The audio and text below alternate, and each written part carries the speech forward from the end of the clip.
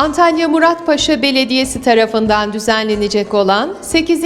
Antalya Yörük Çalıştayı 17 Ocak Cumartesi günü Türkan Şoray Kültür Merkezi'nde gerçekleştiriliyor. Bu yılki Çalıştay'ın ana teması Yörüklerde Çocuklar ve Aksaçlılar.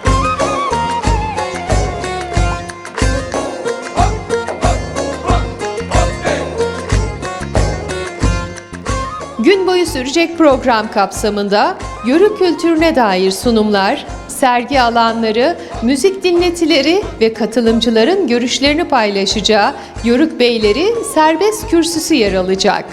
Bu önemli kültürel buluşmayı Kültür Kervanı program ekibi olarak takip ederek televizyon ekranlarına ve sosyal medya mecralarımıza taşıyacağız.